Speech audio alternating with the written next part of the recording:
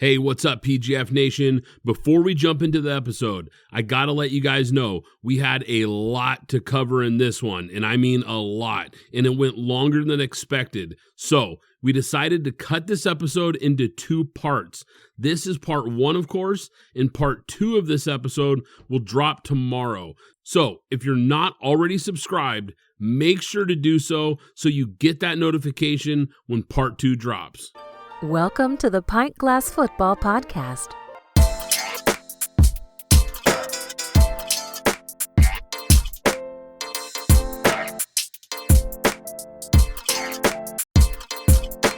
This is Pint Glass Football, drink beer, talk NFL and college football. I'm your host, Brad Fowler, and Mackenzie Brewing is the official beer of Pint Glass Football. Follow them at Mackenzie Brewing. Follow us at pintglassfootball.com. If you're new to the show, hit that subscribe button. What's up, PGF Nation? We are back with another loaded episode. Today, we'll give you our biggest takeaways from NFL preseason week one. We'll each pick our favorite NFL future bets for this upcoming season. We'll preview the NFC East and a lot more. But Alex and I are going to be joined by a special guest co-host today to help break it all down.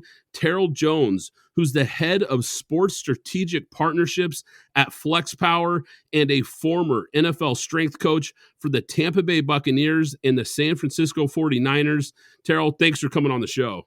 Thanks for having me, guys. I really appreciate it. This is going to be a lot of fun.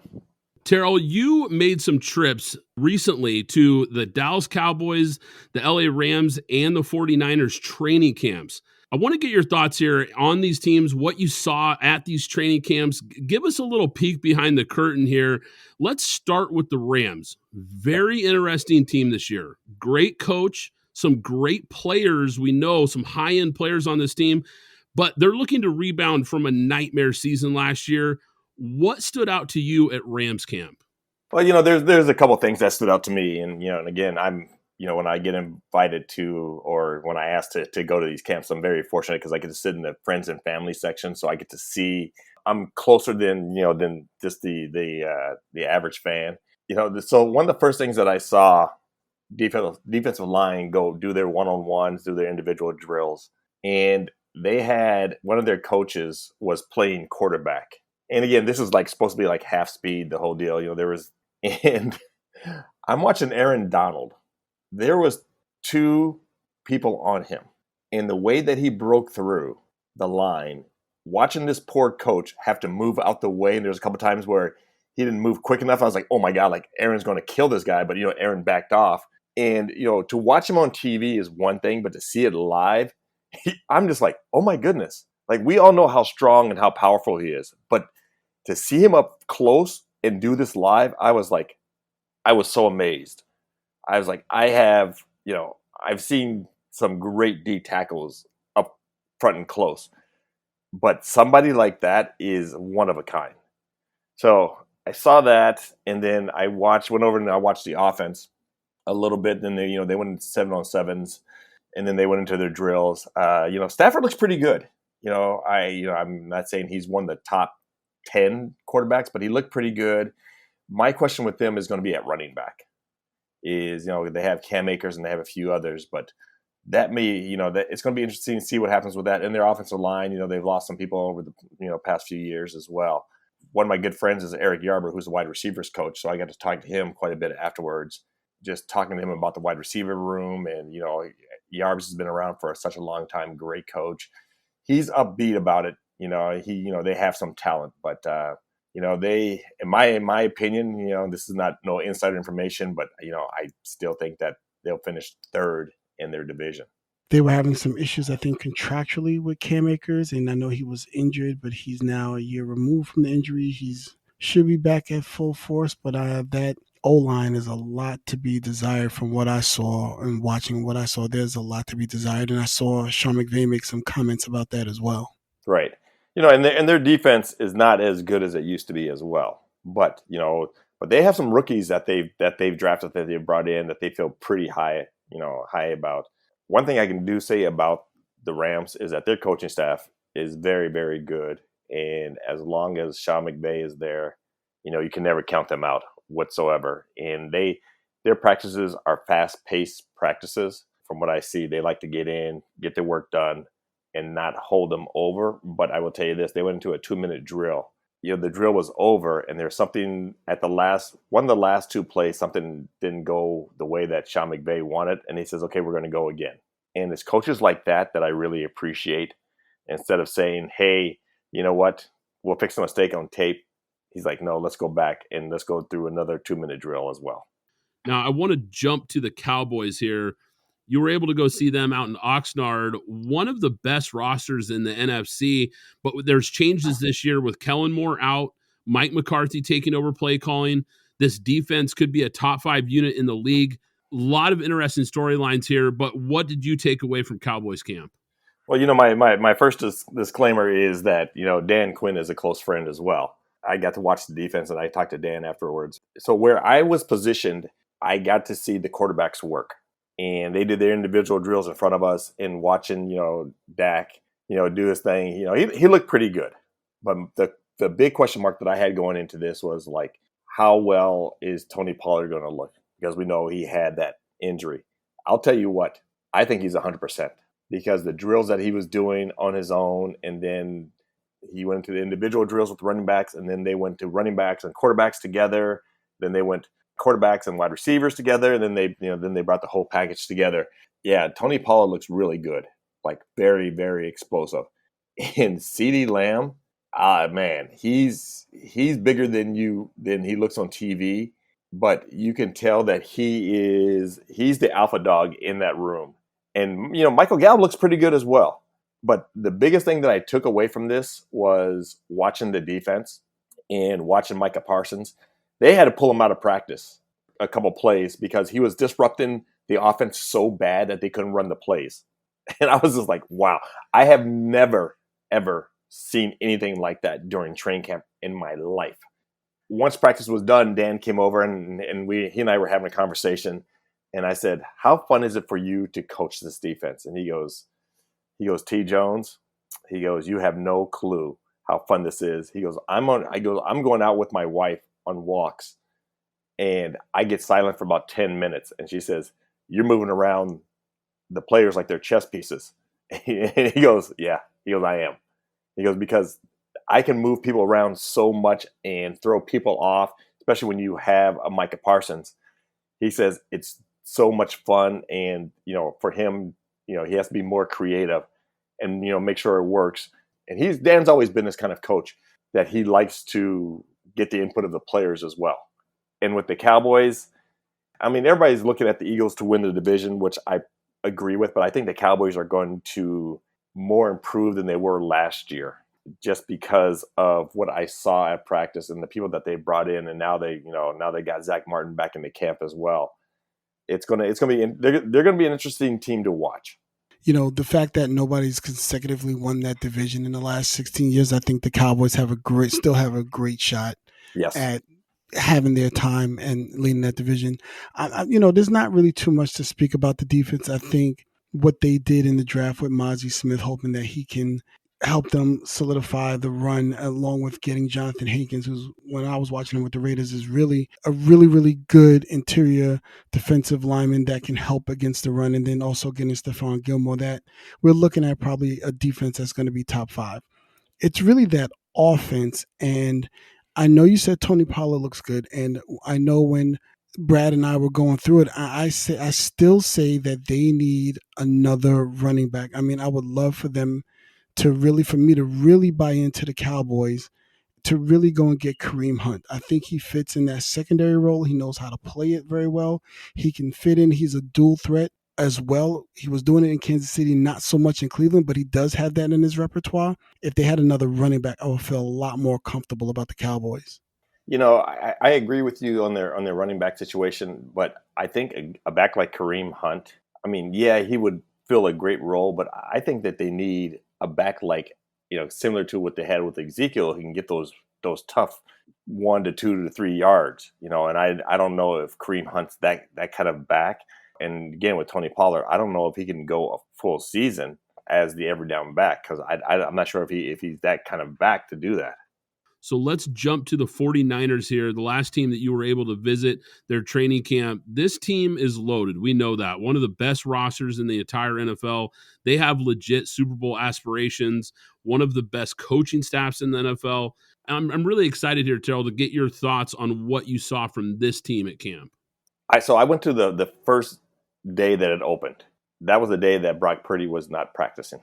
But it was Sam Darnold, it was Trey Lance, and it was Brandon Allen. The people that I was standing next to that I brought with me, we started watching, and I said, watch Sam Darnold. And he can spin it. We know, to me, he's always had the talent, but, I think he was always been in the wrong system. But he and Brandon Ayuk put on a show that day, and I was like, oh, my goodness. He had a couple of deep balls, and just the way that he maneuvered in the pocket, and it seems like he already has a good grasp on the offense, and I think we all know that with Kyle Shanahan's offense, it can be a little difficult, but Sam did well. Trey Lance, he looked okay. He had some ups and downs. He was a little bit inconsistent, but I mean, the one thing about that guy is he works. He does not shy away from the work whatsoever, and he actually, after they were done with practice, he actually came by and he talked to one of my friends that was there, and he's upbeat about everything. The defense, and here's the thing too about the defense. Everybody's like, yeah, the defense is great, but for some reason, people outside of the Niners are not talking about Hargrave that much. And watching Fred Warner go from sideline to sideline and actually dropping into coverage where he's covering wide receivers, that's a scary thought. That is so scary. And he does it with such ease and confidence and finesse. It makes your quarterback kind of hesitate and go a different direction. And their linebackers are probably, I think, probably the best starting linebacker duo that there is right now. But to watch these guys go at it, you're just like, it's fun to watch. It's great. And then watching, of course, watching Christian McCaffrey, do his thing, watching the running backs, and I even said this before the preseason, I don't know if Elijah Mitchell's going to have a job, because as good of a back he is, we all know that he's been hurt. But watching Davis Price and watching Mason run, I was like, wow, they're very, very impressive. And just the way that Kyle has interchanges them as well. And, and Alex, you've heard me say this before, but I've always said the glue to that whole quarterback room is Brian Griese. Brian is one of the smartest players I've ever been around, because Brian was a quarterback when I was at Tampa. He has not missed a beat whatsoever. And I got a chance to talk to Brian afterwards and, talk to him a little bit about the quarterbacks and how excited he is to have everybody in the room. I truly believe that they're going to keep all three.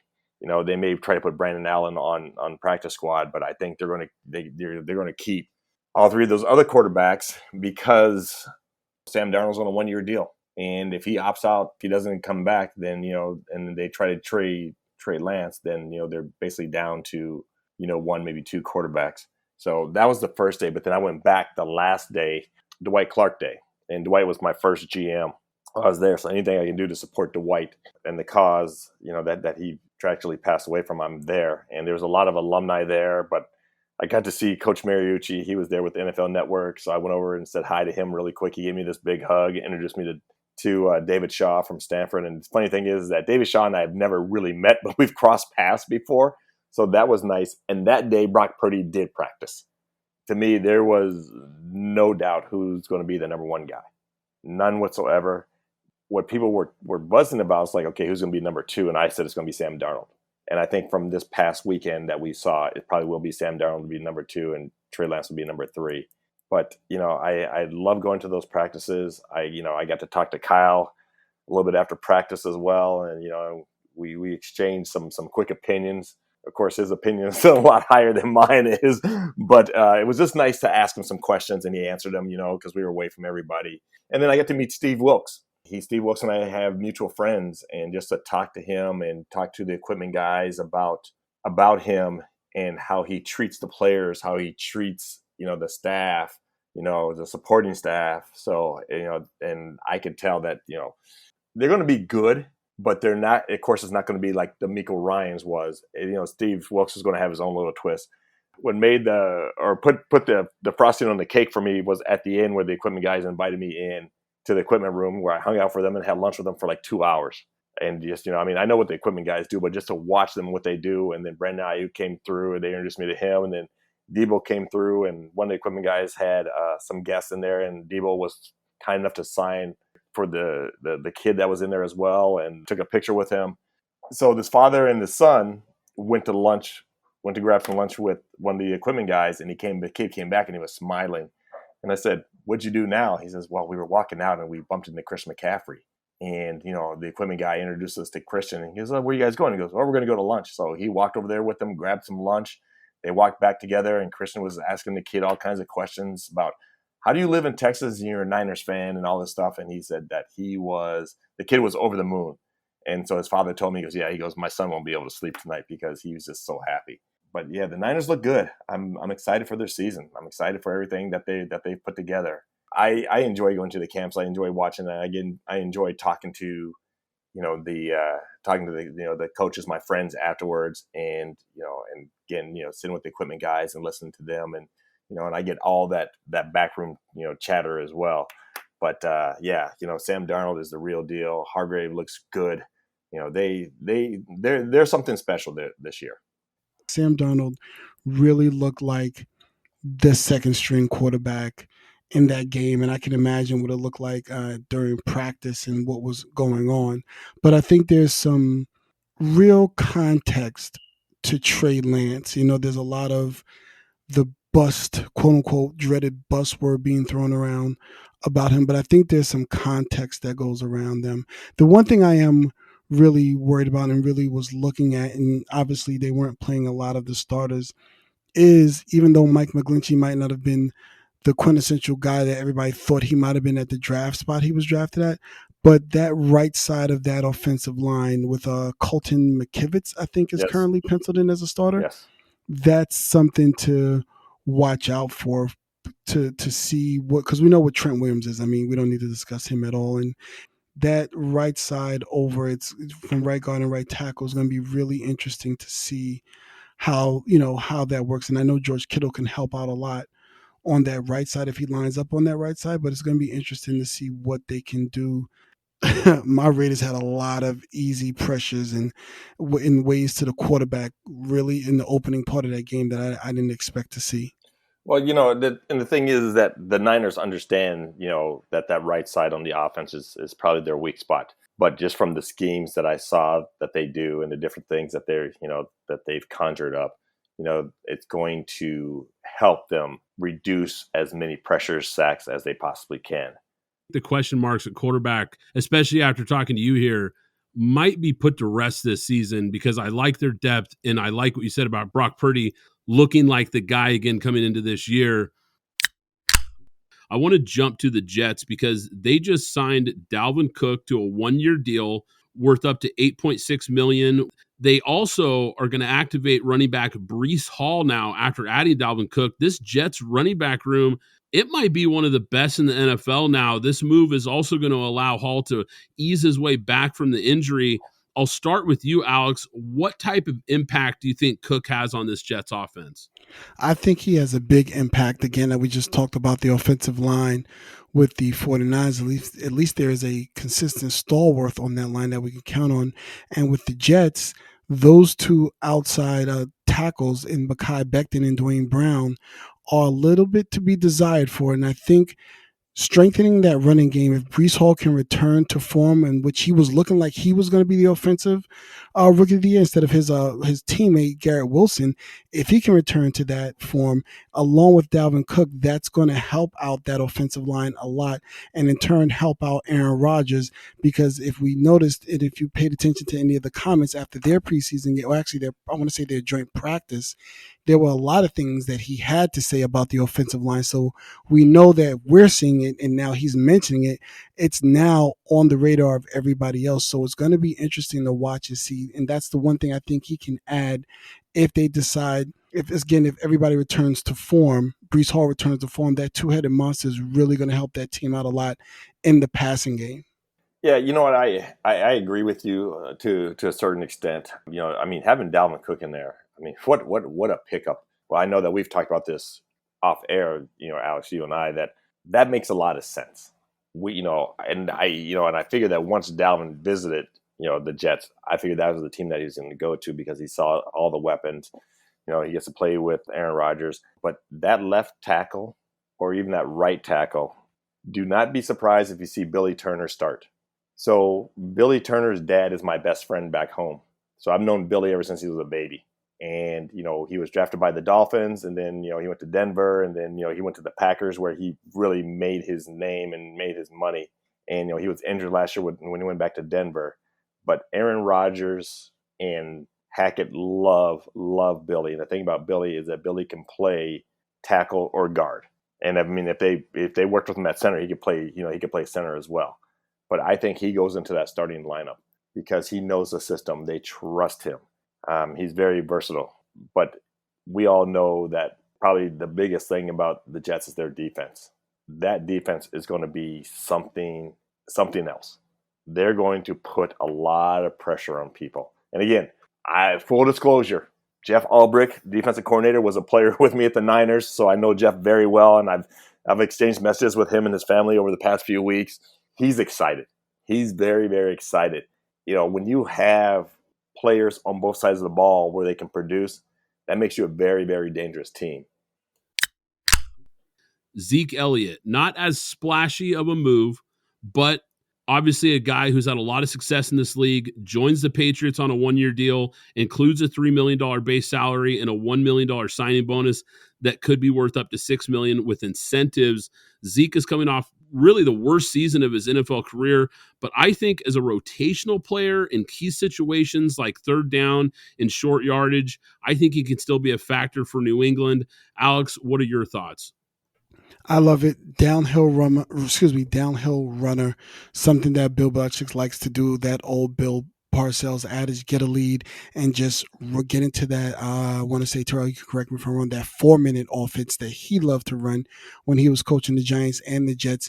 Run that 4-minute offense where he just runs the clock down. There's three yards in a cloud of dust and just run and beat you up and run the ball down your throat, play those close games in defense. And this is going to be more of a throwback style. I think we're going to see a lot from those two running backs. We're mentioning Ramondre Stevenson and Zeke Elliott as well, and just basically mow people over. Because one thing I can say about Zeke, regardless of him not looking as great, when he falls forward. He doesn't lose yardage. He's always falling forward. So when they get in those short yardage or they just simply want to eat up clock, those two guys are going to be able to do that. And I think that addition is going to help. I'm going to throw a name at you, kind of comparing this signage, is Corey Dillon. Because remember, Corey was kind of an outcast, and they brought him in, and look what he did for that offense. I got a feeling that Zeke, maybe not to that extent, but he's going to be a very, very valuable piece to them. And you're right. I mean, I like any team that has two backs that they can bring in that can give you, high production. And, and you think about Stevens, what he did last year, and I had him on my fantasy team. So, and everybody was laughing at me when I picked him up in the late rounds. I was like, okay, watch. But now you got a guy like Zeke in there as well, who's been around the block, who I believe is very intelligent. He has a lot to give. And plus he definitely is one of the best pass blocking backs there is in the league. So, yeah, so I agree with you. I think they, with Bill O'Brien back there now, instead of, when they had Matt Patricia back there, I don't know what they were doing with that. I think that's a very, very smart pickup. I'm glad that you brought up the pass protection, because that's something that I was going to bring up here as well, because I think third and long, he's going to be valuable because of his ability to pass protect, one of the best in the business as far as that goes. And I think that adds a lot of value for him on the field as well. So I think it's a nice move, especially at the price they were able to get him. I think it could work out well for a team that, like we've talked about here, is going to want to run the ball and have great defense. I think it's going to add some depth to that running back room, a veteran presence, and definitely a savvy move. What are your guys' thoughts here on this Hard Knocks so far? We're one episode in. I think the new episode is going to air tonight. By the time this airs, it'll be on the air, but we're not going to get to see it here just yet. For me, guys, I really wish Hard Knocks would continue with the Jets through the entire season, because this first episode was captivating. The Jets said publicly that they didn't want to be on Hard Knocks this year, but it seems like they've really embraced it. This team is young, they're exciting, and this new Aaron Rodgers is just fun and has really embraced his young teammates. I think it was a great watch, episode 1. It seems like Rodgers is all in, not only winning in New York, but I think he's all in on rebranding his image at the same time. I want to get your guys' thoughts, though.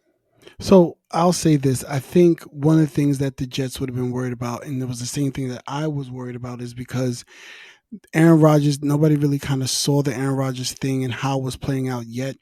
And at the time, Quinnen Williams' deal wasn't signed. And I did not think that I guess from the PR department was looking at it. We don't want to go into this Hard Knocks with a Quinnen Williams issue and let's say an ornery Aaron Rodgers. They got Quinnen Williams signed, and Aaron Rodgers showed by redoing his deal, giving $35 million back. And I think Aaron Rodgers is a very self-aware person. I think people had this image of him because he's in Green Bay and everything that he was, and how beloved quarterbacks from Brett Favre to Aaron Rodgers they are. I believe that Aaron Rodgers is a very self-aware guy. One of the things I heard, and I think we talked about it last week, when I said I was listening to Peter King, he said that when he went into the quote unquote darkness, he was thinking, he was in the mindset that he was going to retire. And then he emerged, for lack of a better term, not retiring, but he went in with the idea that he was going to retire. So that's important. I think the second thing, and I say this really goes in certain places in this country, no matter the sport, if you win, you simply become a god. And Aaron Rodgers, even though he accomplished a lot throughout his career, his resume looks very good, the MVPs, the one Super Bowl, and so on and so forth. However, if you bring a Super Bowl or any type of championship to this city, this elevates you to a level beyond what you were in Green Bay. And I think he's very self-aware of that, which is why we're getting this Aaron Rodgers buying all in, because I believe he wants to win, and he's doing everything he can because he knows what it means to him, to his career, and what it'll look like for him in history if he wins in this city. The thing about Hard Knocks is, I mean, I've always liked Hard Knocks, but with this team, and it's the first episode, I want to know how much they had to edit, seriously, because there's more to it than what we're seeing, and I guarantee you it's probably more entertaining. There's things that they probably just couldn't put out there.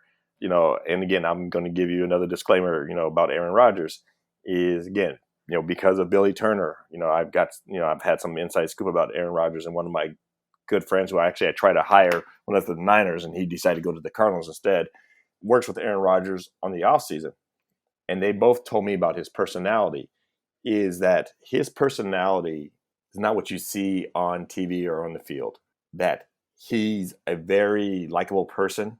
He cares about his teammates. He cares about the people that he works with. He wants to know about your families or, what charities that you support, and he'll support them as well. But also too, that he's got this sneaky kind of sense of humor to him, to where it comes off very, very funny. But then of course, when he's on the field, you see something different. But Alex, I agree with you. I mean, he knows what's going to happen, or what could happen if they win the Super Bowl, or even if they go to the playoffs. Let's put it that way. Even if they go to the playoffs, and they have a chance to win the whole thing, that city is going to go bananas. And if he does win the Super Bowl, they may name a bridge after this guy. But again, he's the kind of guy that has that chip on his shoulder. And to tell you the truth, I like athletes like that. I like athletes because that tells me that they really care, and you're going to get more out of them than what people anticipate. But I'm anxious to see now. I mean, we won't see probably till the third episode with when Dalvin Cook's there, but I really want to see the change that he brings to them. What his personality is going to be like, and how everybody's going to embrace him. So this is going to be interesting. This may be one of the best Hard Knocks, I believe, in years. Yeah, I'm with you. I couldn't get enough. I just wanted to watch more and more. I wish there was more episodes. Like I said, I wish you could just go all season, because I think this team is going to be so fun to follow. They've definitely become the team of the NFL offseason. I don't think there's any doubt about that. And I think it's rightfully so because, like some of the things we've talked about, this team is loaded. They're talented at so many different spots. And now you bring in a first ballot Hall of Fame quarterback. Yeah. It's just must-watch TV for sure. I can't get enough. I can't wait to watch some more of it. Now, another show that I wanted to get your guys' thoughts on that is, I believe last I checked, the #1 show on Netflix right now, Untold Johnny Football, the documentary about Johnny Manziel. This was a really interesting watch. I've got some thoughts on it here. I want to get your guys' thoughts first, though, because a lot of different directions we could go here. I think some of this stuff we already kind of knew about Johnny Manziel, but there was definitely some interesting things that we learned from the documentary. So why don't you start, Alex? What did you make of this documentary? What are your first takeaways and thoughts on this one? I feel like I didn't know who this person was. What we thought wasn't really what we thought. We can talk about the attitude, but what was happening on the field and not knowing the playbook and partying and going on the field and playing like he did and succeeding like he did. There's a lot that was going on there. And then also, and I know, Brad, we've talked about it off air, the aspect of the idea that I thought he and his family actually had oil money, and that basically looked like a lie in a sense that that's not what was happening. Everything was being funneled through his grandfather and so on and so forth. But the first thing I thought of is I wondered what players, and I thought about Mike Evans and whoever else, and maybe even the coaching on that team had to be aware in watching what they were watching, that this guy is literally just out there playing backyard football at times, because the off-script things that he was doing, although Alabama, their defense wasn't set to handle that type of scrambling running back and everything like that, but it was very odd, a lot of things that were going on the field. And I can imagine what the coaching staff and what they knew and what they were dealing with at the time is what was going through my mind is, what were they truly thinking about what they were seeing on the field? I've got to be honest with you because I haven't watched it yet, and I tell you the truth, I don't know when I'm going to watch it. And the reason why is because I know people who are associated with him and who've coached him, and just from what I knew from before, it makes it hard for me to actually spend my time and watch it, because some of the things that are coming out now that I knew before, and I just felt it was a disrespect to the game of football. It was a disrespect to the coaches who were there for him and who were trying to help him to be a better player, and also a better person. So I just haven't gotten around to it. And to tell you the truth, I'm not sure when I'm going to watch it. It's not like when quarterbacks came out. I mean, I jumped on that like right away. With this, I'm just like, I'm going to wait a little bit. I'm going to wait. And and once I watch it, it may change my mind about certain things. But when I get firsthand information about this guy, before this came out, I was like, you know what? I can see it. I can understand it. Terrell, I think you need to change your Twitter bio. I think you need to put somewhere in there NFL Insider, because I don't think there's a single player or coach or team that we mentioned that you don't have some kind of inside access to. It really blows me away, man. You are really connected to all these guys. It is an interesting watch, but for someone like yourself, like you said, kind of already knowing what happened, this was really eye-opening for the rest of us. And the story behind him and his friend selling autographs for pretty large amounts of money, I thought was really interesting. How they just made up this story Alex mentioned here. They just made up the story about being rich, and then the NCAA bought it and was like, okay, that makes sense. We're cool here. It was crazy. Like, it felt like the NCAA didn't even care to look into it at all. Some of the other things that really struck me in this documentary was Manziel revealed at one point in this documentary that he planned to party and spend as much of his money as possible before killing himself, which is obviously no laughing matter here. It's just crazy that this was brought up in this documentary.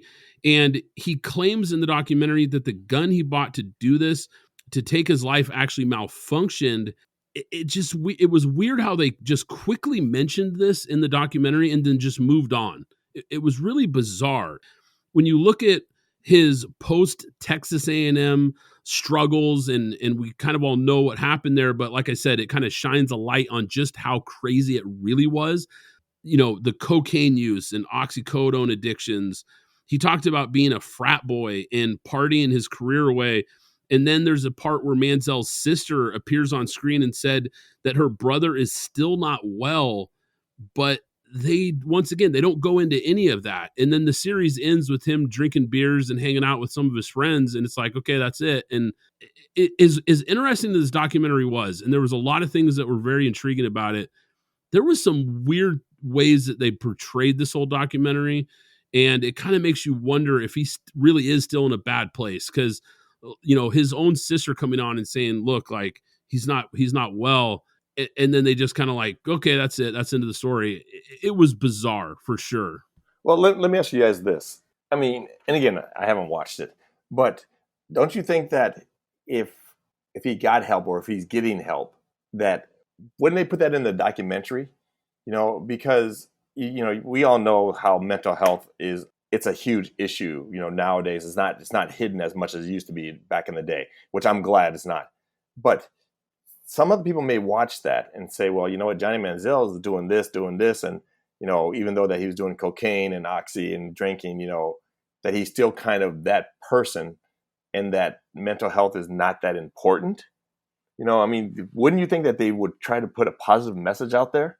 I think they would have, but I also want to go back to what you said about the Hard Knocks and saying we call it B-roll footage. I wonder how much of that or cutting room, I wonder how much really ended up on the cutting room floor that we did not see and that was held back, because I'm sure he and the executive producer, I'm sure I meant to look to see if he was an executive producer on it, but I'm sure his agent, manager, whoever put this whole thing together, they had final edit consideration, and there were a lot of things that hit the cutting room floor that we did not know, that we probably won't know for another 5 years.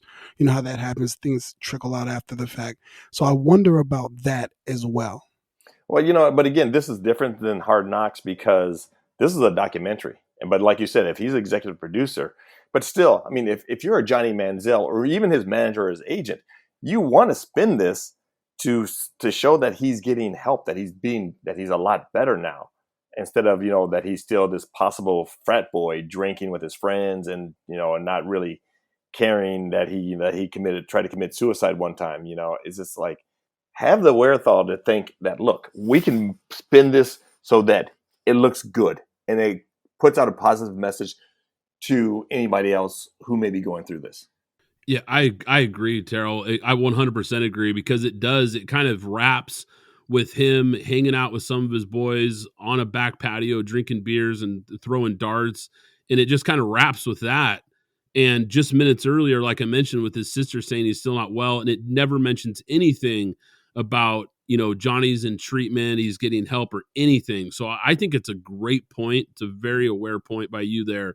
I got to give Johnny Manziel some credit. He was an open book in this documentary. You could tell he was not afraid to tell it exactly how it is, exactly how it was, and was just willing to share everything that went on off the field, on the field, and everything else.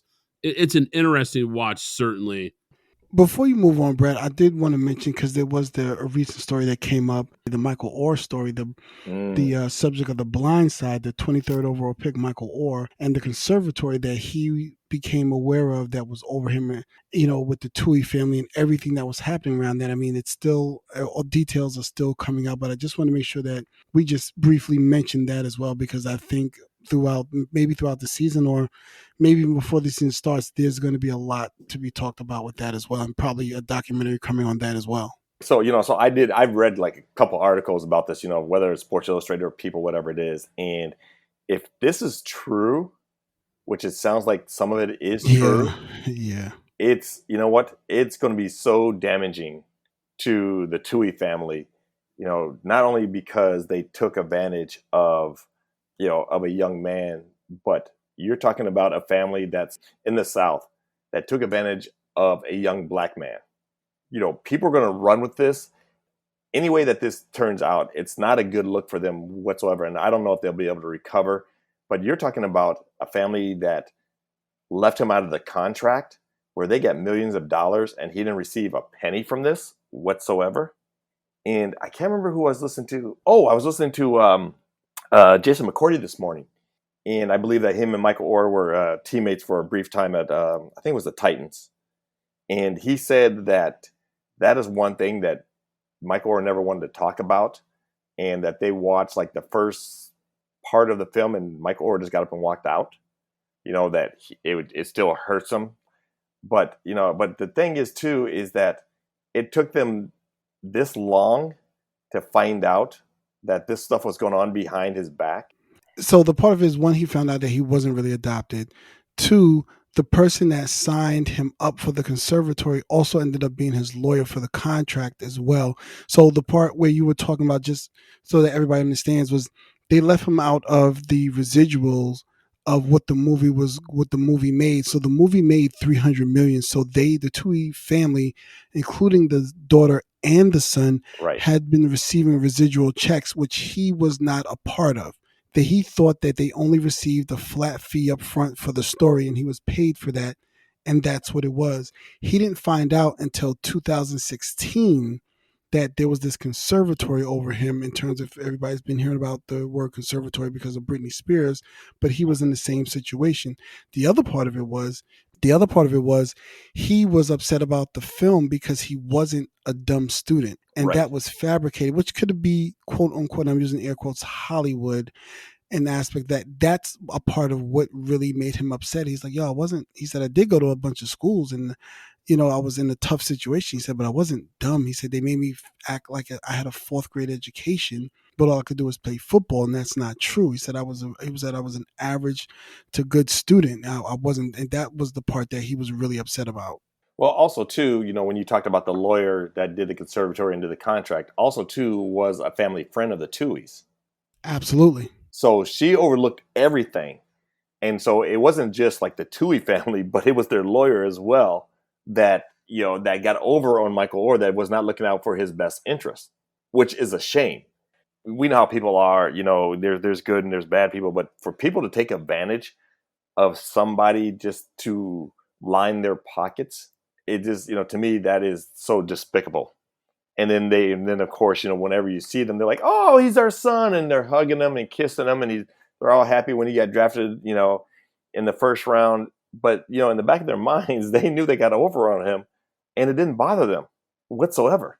That's the part that gets to me right there. This is a story that I think is worth watching here, because I don't think we've seen kind of the end of this. Right. And how this is going to play out. And right now it looks like just a really, really ugly situation. This is one that we'll be following. This is kind of one of those stories here as things develop in the next several weeks or months. Hey, PGF Nation, are you tired of the same old bland food at your tailgate parties? Well, let me tell you about my friends at the Tailgate Foodie, the seasoning and barbecue sauce company that specializes in elevating your tailgate and backyard cooking game. With their unique blend of spices and sauces, the Tailgate Foodie will take your taste buds on a flavor journey that you won't forget. Use code PintGlassFoodie for 15% off your first order at thetailgatefoodie.com. Zencastr is the ultimate web-based podcasting solution. It provides high-quality audio and video podcast production and hosting. With a full suite of professional tools, podcasters can seamlessly record, produce, and publish studio-quality content, all from one dashboard. Zencastr's post-production process takes the headache out of audio production. Set the right podcast loudness and levels while reducing background noise with a click of a button. Coordinating all your guests to record in person is painful and tedious. Easily invite up to 11 participants per recording with one click. Go to zencastr.com/pricing and use my code PGFP, and you'll get 30% off your first 3 months of Zencastr Professional. I want you to have the same easy experiences I do for all my podcasting and content needs. It's time to share your story. Hey there, PGF Nation. You know what's important when you're having a good time? Staying hydrated. And that's where Liquid IV comes in, the category-winning hydration brand that's fueling your well-being. With just one stick of Liquid IV, you get 2 times faster hydration than water alone. Plus, 5 essential vitamins to keep you feeling your best. And let's not forget about the convenience factor. The packaging is perfect for on the go, whether you're tailgating or just hanging out on the couch. But what really sets Liquid IV apart is the amazing flavors. Personally, I'm all about the Concord grape and lemon lime. And with 3 times the electrolytes of traditional sports drinks, Liquid IV is made with premium ingredients to give you the hydration and nourishment you need.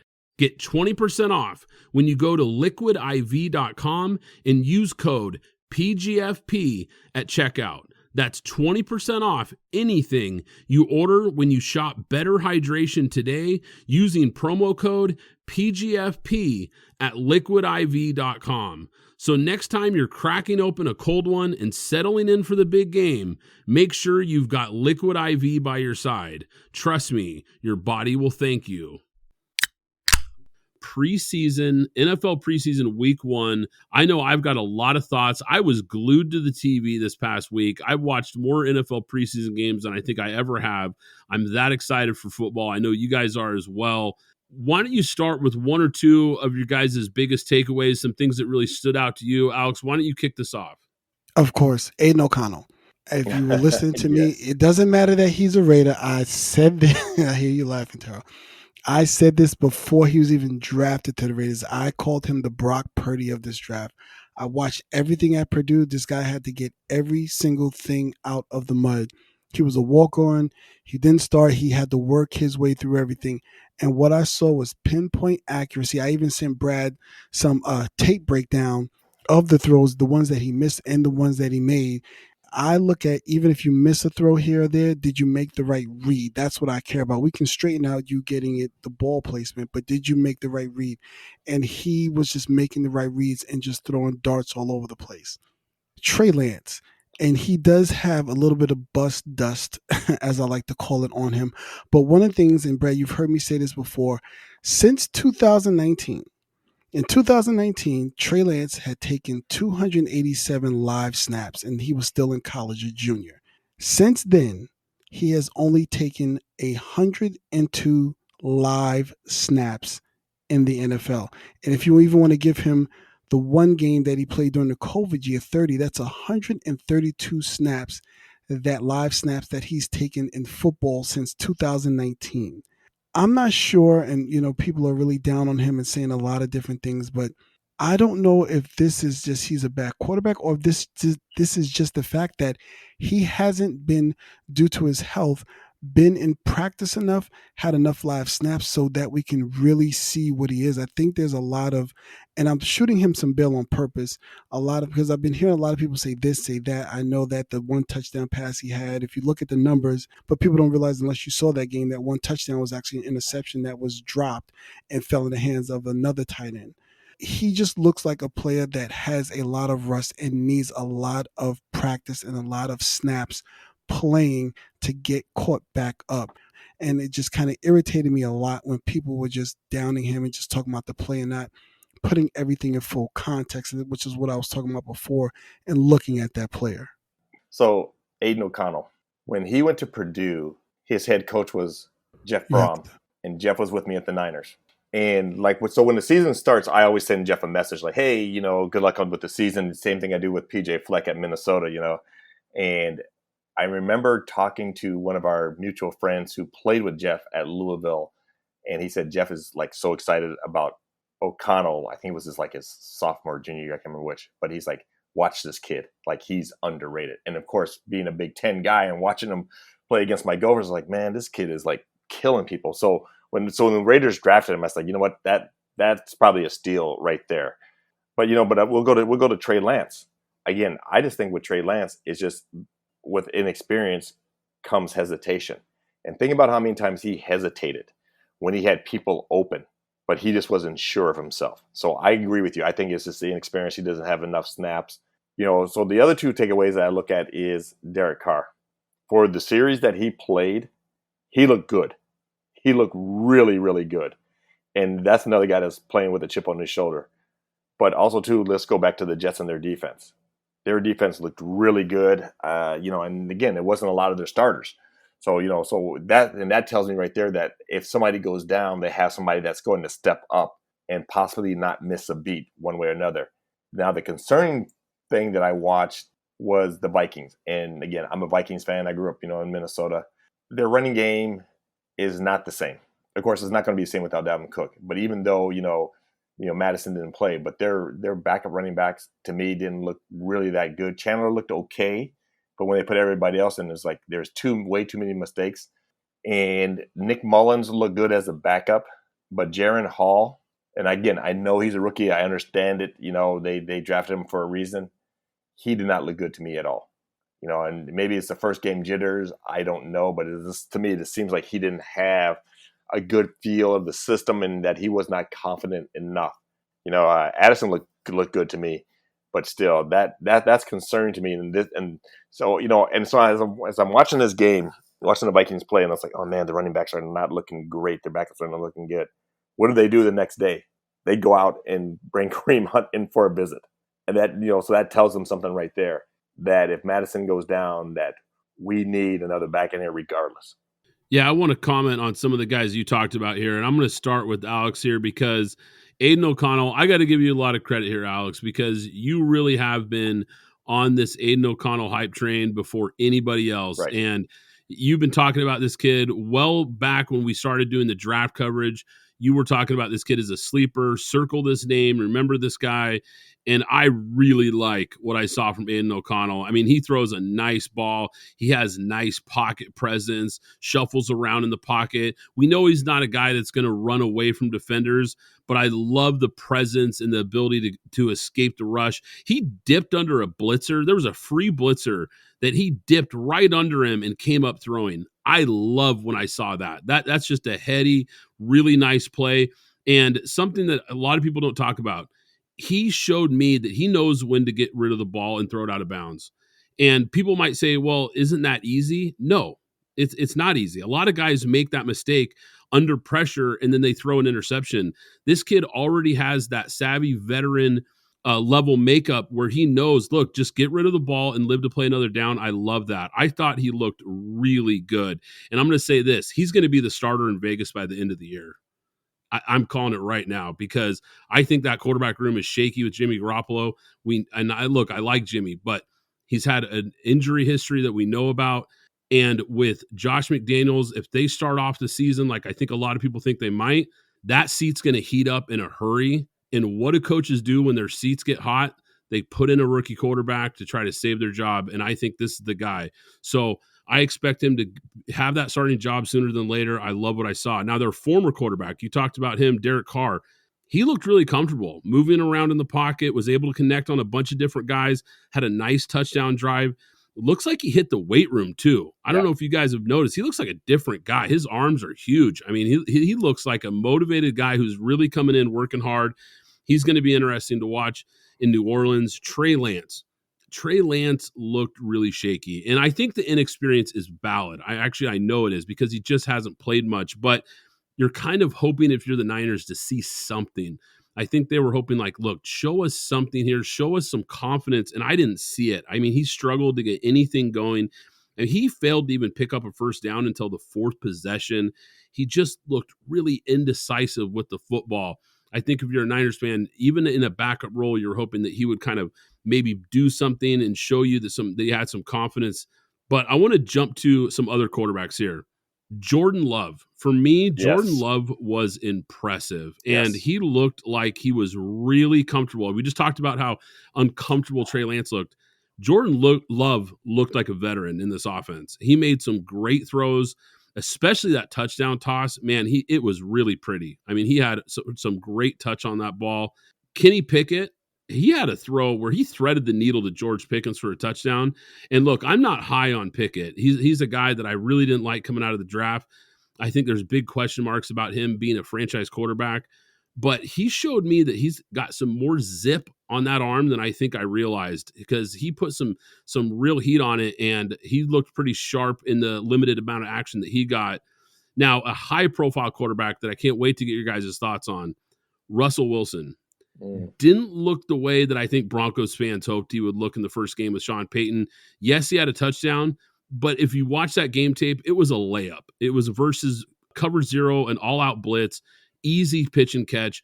The offensive line is a concern. This offensive line got lit up in this game, and I think that's concerning because this team made moves to improve that offensive line this offseason. Denver Broncos first-team offense, I think they played well into the second quarter. Peyton clearly thinks that this team and that side of the ball needs some work still. No, you know what? I agree with you. When it comes to Denver, and I mean, and they're playing a Cardinals team that was basically playing most of their backups, and and I don't think the Cardinals are going to be good this year anyway. So that tells you right there that there's some concerns with, I believe right now, both sides of the ball, and it's going to be interesting to see how how he cleans this up, and it's going to be interesting also to see if they how much the starters will play the second game, because usually that, as we know, that's when most teams will play their starters a little bit more just to give them some reps. So it'll be interesting to see what happens with that, but I want to touch on Jordan Love really quick, because I will tell you, going into the season, I was like, I'm not sure about him. I really was not, but like you, I was impressed with what he did because he did look comfortable. But now let's see if the rest of the team can perform as well. And I said this on another podcast that I think it was a dogfight between the Packers and the Bears who's going to finish last. That may have changed my mind to where, the Packers may be ahead of the Bears just a little bit for that third position. But the last thing that I'll touch on really quick is, we talk about the Niners and Trey Lance. Besides, Trey Lance being inconsistent, it's that backup offensive line, because they gave up 3-4 sacks in the first couple series right there. So you're hoping, you're praying to the injury gods that nobody on that offensive line goes down for any amount of time, because there could be some problems there. Denver, yeah, they revamped the offensive line. They brought in Mike McGlinchey, I believe. So they should be looking a lot better. But again, the starters were not in, so we're gonna have to wait and see. But I will say this, and I've said it before. I don't know who Sean Payton is. And when I say that, he is another person similar to John Gruden that had been given this QB whisperer tag. And I don't know who the QB is that he has done this with. Right? We could talk about Kyle Shanahan. We can go down the list. We could talk about Sean McVay, go down go at least through 2 to 3 names.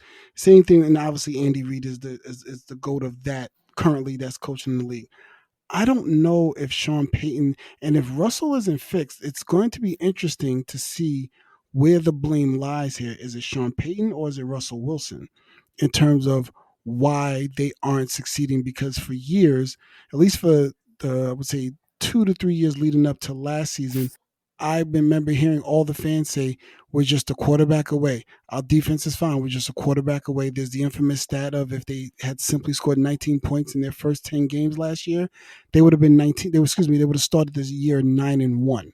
So if this offense doesn't get off the ground, who should we be looking at? Is it Sean Payton or is it Russell Wilson? Because something's not adding up to me, and I'm not going to sit here and just simply point the finger at Russell Wilson. It's going to have to be, I'm going to have to look at Sean Payton, and I've said in the previous pod, I'm not sure, there's a little bit of overhype on what people have catapulted Sean Payton to. I don't know if he is what people keep trying to tell me that he is. Again, I think he's a good coach, but I think you're right. I think you're going to have to, well, let's put it this way. If they don't do well, you have to put the blame on both.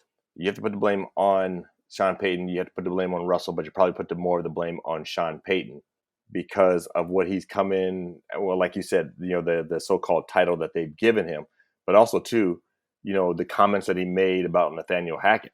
Coming from that coaching, family, you don't do that. I don't care what you think about another coach. You don't say it publicly. So now, guess what? Now you have more pressure on yourself. And the one thing that I do know about Sean Payton from the insiders, I know that he doesn't really give a damn about what he says and about whom sometimes, and that's evident. So I think he's got a lot of pressure on himself. Yeah, there's a lot of pressure for sure on him, on that team.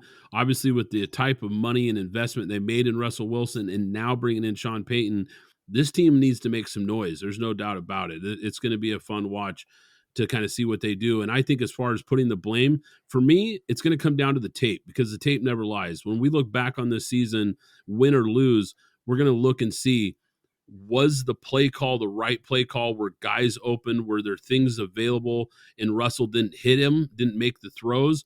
Or was there some bad play calling, some bad play designing going on? And can we put the blame on Sean Payton? So we'll see, because it's going to be an interesting marriage between these two guys. We'll kind of wrap up with a few more thoughts here about preseason week 1, because I had a couple other guys that I wanted to highlight here. Patriots rookie Keon White. I know you briefly talked about him, Alex, and this is a guy that both of us during the draft episodes, we really liked this guy's tape. We thought this was a really nice pick by the Patriots, but he was impressive even from what I expected. He played 27 snaps in the first half, lined up all over the defensive line, did a really nice job against the run, 3 tackles, a forced fumble. He had a play where he chased down C.J. Stroud and tackled him short of a first down on a 3rd and 4 scramble that really opened my eyes. I said, wow, that kid has got some skills and some athleticism to him that really jumped off the tape. Now, C.J. Stroud, on the other hand, did not look very good in this game, never looked comfortable. I don't want to put too much into it. I know this is all just preseason stuff. None of this stuff is going to mean too much here in a few weeks when the real bullets start to fly. But I think as a Texans fan, it has to be a little disconcerting when you see your number 2 overall pick looking that shaky in his first action. I'm going to be interested to see kind of how he looks in week 2 and if he can settle down and make some more throws. Another quarterback, though, that I really want to talk about here, and I want to get your guys' thoughts, because I love what I saw and what I've seen, I should say, from Dorian Thompson-Robinson against 2 solid defensive teams, the Jets and Commanders. DTR has gone 17 of 21 and is averaging 5 yards per rush. He came into the NFL with a lot of starts under his belt at UCLA, and he looks really poised for a rookie. I mean, I watched him somewhat at UCLA, and I said, he's a pretty good, quarterback. Last year that he played, I was like, I think he's underrated. And I knew that when I said that I had some credibility, because the Niners brought him in for a workout, and Kyle loved him. But, they already had 3 quarterbacks, then they sent Brandon Allen. But I guarantee you this, if somebody was hurt or, somebody wasn't performing well, then, I think they would have drafted him, but after I heard that, I was hoping the Vikings would take him, because I figured that he would be a good backup, to Kirk Cousins, and with Mullins there for him to learn. But can you imagine if you had that guy in camp with the Vikings and they had another year or 2 under the belt with Kirk Cousins? This kid is good. He's really, really good. And I think he's very underrated. I watched it. It's preseason. He did look good. He came in and did the job that I would have expected him to do. I'm interested to see if he can be developed into an actual quarterback, or how they would decide to use him. Maybe they have some, different packages, maybe some goal line things they can do with his speed and everything like that, and RPOs. But to his credit, he did look good. I have some other thoughts, but those are really more based on what I saw in college, so I won't get on him for that, and instead praise for what I saw as well. One more player I want to mention. He only had 2 snaps, and Brad, I don't know if you got a chance to see the film I sent you on just the two snaps that he took, but he just caused havoc. Jalen Carter with this. Oh my goodness! I don't know who number 60. I just remember the number, but whoever number 66 is for the Ravens, you better center yourself a little bit more if you're already getting beat like that. And then to chase down Josh Johnson, who may be a more of a veteran quarterback, but does still have some speed on him. I mean, he was on him like white on rice as soon as he got through that line. And it was just 2. All he did was place 2 snaps. And 2 snaps, he was completely disruptive. Well, you know what? And those are some great points, because how people kind of, I guess, devalued Jalen Carter. But, I mean, you look at their defense, even with Nolan Smith. I mean, he played well too. And they got him, right now it's scheduled as a backup. He's second on the depth chart. So I mean, again, you look at the Eagles, they know what they're doing. You know, they get that pipeline into Georgia. So yeah, they're going to be good. Some other guys that I wanted to highlight here was Justin Fields. Had a nice game, finished with 129 yards, 2 scores, kind of looking to see if he takes that big step. I think that's the big question mark for him. They've kind of built this team with some improved offensive weapons around him, an improved offensive line. I think people are kind of waiting to see if he can make that big step at becoming more of a franchise quarterback that a lot of us thought he could be coming out of college. But I think it was nice to see him come out and have a nice game, especially throwing the ball. You mentioned Jordan Addison, the rookie out of USC playing for the Vikings. I was impressed, and I liked this kid coming out of USC. I thought he was a really good prospect. Really liked what I saw from him. Tank Dell had some highlight reel plays for the Texans. He's another guy to circle here. And the last guy that I want to mention here, Anthony Richardson, quite frankly, looked like a guy with 13 college starts. We love the talent. We love the upside, but it was ugly. He threw an ugly pick in this game, and he really had some shaky moments. Now, like I said, 13 starts and a huge lack of experience for him. We knew he was a developmental prospect, so definitely not going to jump to any conclusions based off of just this small sample size, but definitely not an exciting thing to see for your starting quarterback this season for the Colts. Bryce Young, number 1 overall pick, of course, was under pressure behind what I think should be a good offensive line. And when I saw that, it made me think 2 things. One, is the Panthers' offensive line as good as we think they're going to be? Or is the Jets' defensive line just that damn good? And I think they might be that good. This Jets' defensive line looks deep and explosive. Yeah, you know, so if we go to Anthony Richardson, I mean, I think it was no surprise when people, you know, when they announced that, oh, he's going to be our starting quarterback. I'm like, yeah, okay, that's, you know, you draft him for a reason. But, you know, but he's going to a team that I think is not very good, but also too, you've got a lot of internal problems going on with that team. You know, the whole deal with Jonathan Taylor going on. You know, I think Michael Pittman's going to be a free agent after this year. So you got a lot of things going on, and they're not a very good team. And Richardson's going to have some growing pains. I think he's going to have a lot of growing pains, you know, this year. That is going to do it for part 1 of this episode. But if you haven't already, make sure you subscribe to the podcast so you get the notification when part 2 of this episode drops. We each pick our favorite NFL future bets for the upcoming season, and we'll preview the NFC East, so you're not going to want to miss out on part 2 of this episode.